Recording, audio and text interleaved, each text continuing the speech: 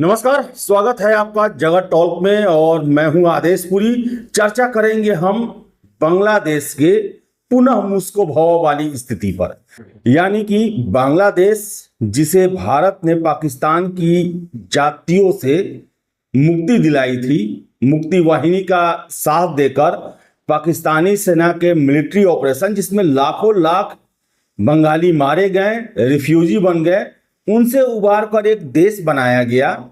काफी मदद की गई बांग्लादेश को। आखिर फिर से वो पाकिस्तान क्यों बनना चाहता है?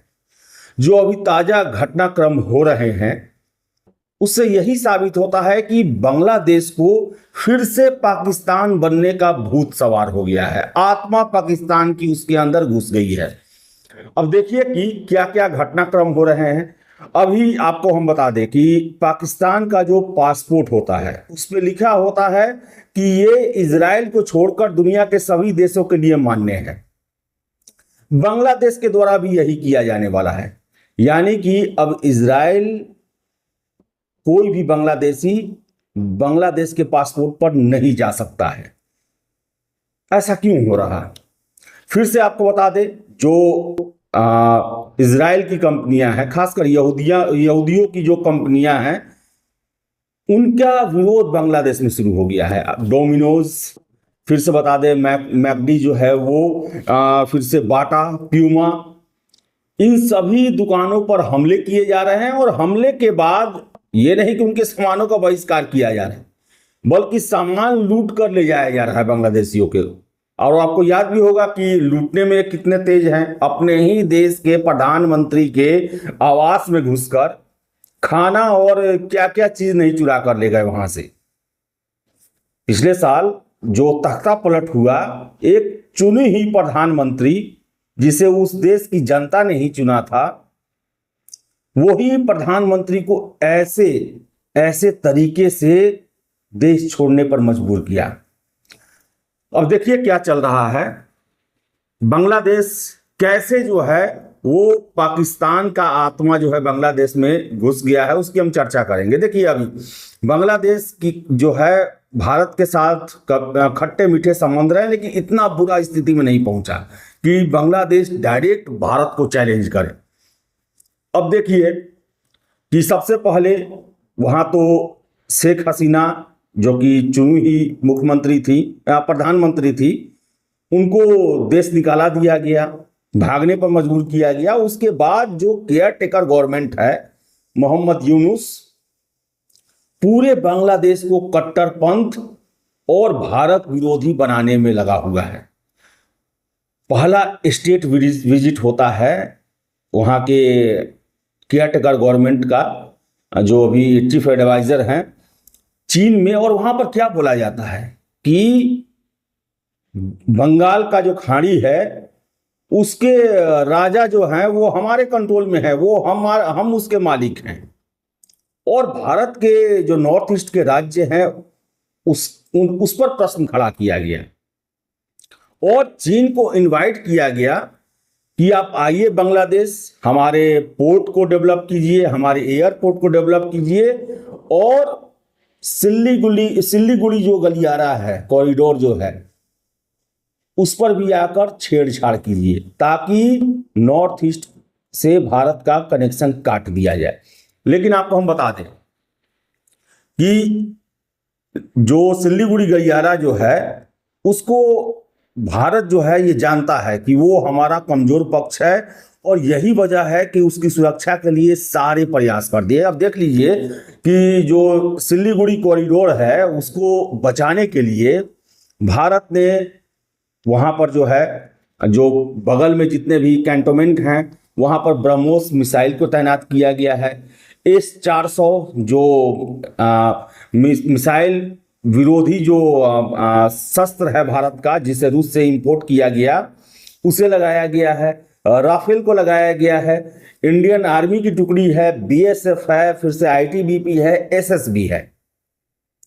सारा चीज वहां पर लगाया हुआ है और ये पूरा प्रयास है। इवन कि आपको बता दें, जब डोकलाम 2017 में चीन के साथ विवाद हुआ था, जो कि एक ट्राई जंक्शन है भूटान, इंडिया और चाइना के बीच में, चाइना अपने क्षेत्र में रोड का निर्माण करवा रहा था, जिसका भारत ने विरोध किया और उसी कारण वो गतिरोध हुआ, जहां पर चाइना को सरेंडर करना पड़ा, रोड नहीं बना सका वो, क्योंकि उससे डायरेक्ट इनडायरेक्ट जो है वो जो सिल्लीगुड़ी कॉरिडोर है हमारा, उस पर असर पड़ता। अब आपको बता दें कि बांग्लादेश, आपको पता है कि चाइना गए, वहां पर इनवाइट किया गया और पाकिस्तान और बांग्लादेश में ये जश्न मन रहा था कि अब तो पाकिस्तान चाइना बांग्लादेश नेक्सस बन गया, अब तो हमारा भारत कुछ उखाड़ ही नहीं सकता, इंडिया जो है वो बांग्लादेश के खिलाफ कुछ एक्शन नहीं ले सकता। लेकिन उसी समय ट्रेड वार शुरू हुआ और चाइना की स्थिति जो है वो फटेहाल हो गई है, उसका पूरा फॉरेन जो ट्रेड है वो आज खतरे में पड़ा हुआ है और भारत एक मजबूरी बन गया है चाइना के सामने भारत का मार्केट और भारत से अच्छे संबंध रखना। ऐसे में चाइना से बांग्लादेश का जो हित था, जो वहां पर कट्टरवादी सोच जो आया है, जो भारत नुकसान पहुंचाना चाहता था, उसको अब नुकसान पहुंचने लगा है। चीन बांग्लादेश का भारत विरोधी कार्यक्रम में अब साथ नहीं दे सकता है और यही वजह है कि बांग्लादेश के द्वारा अब जो है छुटभैया वाला कार्य किया जा रहा है। अब मुर्शिदाबाद बंगाल में जो वक्फ बोर्ड के नाम पर जो बवाल हुआ, जो दंगा हुआ, उसमें भी बांग्लादेश का नाम बताया जा रहा है। आपको बता दें, रिपोर्ट्स जो आ रही है, मीडिया रिपोर्ट्स, उसके अनुसार जमातुल मुजाहिदीन बांग्लादेश और अंसारुल्लाह बांग्ला टीम जो है, इस पर आरोप लग रहा है कि इसके द्वारा जो है वो मुर्शिदाबाद में बवाल कराए गए। इसके बाद से बीएसएफ को अलर्ट कर दिया गया है। यानी कि बांग्लादेश जो है, और ये भी खबर मिल रही है कि आईएसआई का भी समर्थन प्राप्त है, यानी कि आईएसआई और बांग्लादेश मिलकर अब जो भारत के नेबरिंग स्टेट है वहां पर भी इंसर्जेंसी फैलाने की कोशिश की जा रही है और हो सकता है कल को त्रिपुरा, मेघालय, मिजोरम में भी इंसर्जेंसी फैलाने की कोशिश की जाए, बवाल कराने की कोशिश की जाए, क्योंकि अब जो है ये लोकल स्तर पर ही प्रॉब्लम क्रिएट कर सकते हैं। और देखिए कि भारत के द्वारा बस अभी एक छोटा सा कदम उठाया गया है, जो ट्रांसशिपमेंट मिला हुआ था, जो कार्गो फैसिलिटी मिली हुई थी पोर्ट और एयरपोर्ट पर बांग्लादेश को, वो बैन कर दिया गया। भारत के द्वारा कहा गया कि हमें भाई अपने ही देश के जो व्यापार है उसको नुकसान पहुंचता है, ऐसे में हम बांग्लादेश को फैसिलिटी नहीं दे सकते हैं, और ऊपर से आप जब हमारे खिलाफ ऐसा सोच रखेंगे तो हम कैसे आपका साथ देंगे। और आपको हम बता दें कि इसका असर ये हुआ है कि बांग्लादेश जो कि पूरा एक्सपोर्ट पर ही निर्भर था, वो भी टेक्सटाइल सामान महंगा हो गया। अमेरिका, जो बाइडेन काफी समर्थन दिए थे इनको, सरकार बदल गया, 10% टैरिफ फिर से लग गया अमेरिका का बांग्लादेश पर। सभी देश पर लगा है, भारत पर भी लगा है। लेकिन इसके कारण जो है, फिर से बता दें, कॉटन वो इंडिया से ही बांग्लादेश में जाता था, वहां का टेक्सटाइल मिल जो है वो बंद होने की स्थिति में आ गया है, छटनी शुरू हो गई है वहां पर। और भारत बिना मिलिट्री एक्शन लिए हुए बांग्लादेश का और पाकिस्तान को बर्बाद कर सकता है। उसका सबसे बड़ा वजह है कि दोनों देश में जो नदियां जाती हैं वो भारत से होकर ही जाती है। चाहे आप पाकिस्तान का देख ले, सिंधु, सतलज, चेनाब, झेलम, रावी, सारा इंडिया से जाता है। और बांग्लादेश में भी आप देख ले, गंगा, ब्रह्मपुत्र, फिर से ताप्ती, मेघना, बहुत सारा नदी है जो कि नॉर्थ ईस्ट से निकलकर या फिर बिहार, बंगाल होते हुए बांग्लादेश में जाती है। अगर भारत इन नदियों पर, बहुत पर बांध बना हुआ है, बहुत पर बनाकर अगर पानी की सप्लाई बांग्लादेश में रोक दे, मछली नहीं मिलेगा, भूख से तड़प के मर जाएगा बांग्लादेश। और इन पानियों को बिना बताए छोड़ा करे, तबाही आ जाएगी बांग्लादेश में, और यही कंडीशन पाकिस्तान में भी हो सकता है। लेकिन भारत ने कभी भी युद्ध के समय में भी, सिंधु जल संधि है वो भी पाकिस्तान के साथ युद्ध के समय में भी उल्लंघन नहीं किया, मानवतावादी सोच रखा है। और बांग्लादेश जो भारत के बिना, बांग्लादेश का वजूद ही नहीं है, भारत के बिना उनका कुछ चलने वाला ही नहीं है। यानी कि आप जिस पानी में रहकर और वही जो कहानी चलता है बैर वाला कहानी वही आप किए हुए हैं। आपको बता दें मिलिट्री एक्शन की भी बातें चल रही हैं भारत में कि जो ये सिल्लीगुड़ी गलियारा जो है उसे हमें और चौड़ा करना पड़ेगा, या फिर नॉर्थ ईस्ट से हमारा लिंक जो है वो कोई और भी खोलना पड़ेगा। अब कैसे हो सकता है? आपको बता दें सिल्लीगुड़ी जो गलियारा है वो सिल्लीगुड़ी के पास मात्र 22 किलोमीटर चौड़ा है और ट्रेन और रोड वहां जाता है, उधर से ट्रेन रोड का जो है वो एक एक रूट गया हुआ है। अगर वो कभी प्रॉब्लम में आता है तो सच में भारत का जो है नॉर्थ ईस्ट से हवाई मार्ग के अलावा कोई संपर्क नहीं रहेगा। ऐसे में अब बातें चल रही हैं कि भारत को बांग्लादेश को सबक सिखाना ही पड़ेगा, क्योंकि जिस जिहादी सोच का शिकार हो गया है बांग्लादेश, उसके लिए ये बातें चल रही है कि कोवर्ट ऑपरेशन उसे किया जाए और जो चिटागोंग जिसे चटगांव बंदरगाह कहते हैं उसे अपने कंट्रोल में ले लिया जाए। और इससे जो होगा मिजोरम के माध्यम से सीधे भारत का जो है वो पोर्ट कनेक्टिविटी जो है वो नॉर्थ के राज्यों से हो जाएगा। फिर से ये भी चल रहा है कि बांग्लादेश का जो कूच बिहार और जो सिल्लीगुड़ी से सटा हुआ इलाका है मिलिट्री एक्शन करके जो है उस इलाके को और कैप्चर कर लिया जाए। इस तरह भी तो बांग्लादेशियों को पालना भारत को ही पड़ रहा है। रोज आप सुनते होंगे और लगातार ये कई बचपन से हम लोग सुनते हैं कि 2.5 करोड़ 3 करोड़ 5 करोड़ बांग्लादेशी जो है वो भारत के विभिन्न शहरों में आके बसे हुए हैं। तो भारत को मजबूर किया जा रहा है और इतना बात तय है कि अगर भारत एक्शन लेगा, चाहे वो मिलिट्री एक्शन हो या कोई भी एक्शन हो, दुनिया का कोई देश बांग्लादेश को बचाने नहीं आएगा।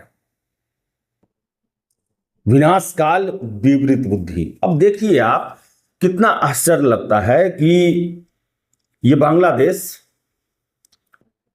जहां पर स्वदेशी आंदोलन हुआ, जिसे भारतीय स्वतंत्रता संग्राम का जो है बहुत बड़ा एक सेंटर माना जाता था, और यही वजह है कि 1905 में इसका बंटवारा किया गया।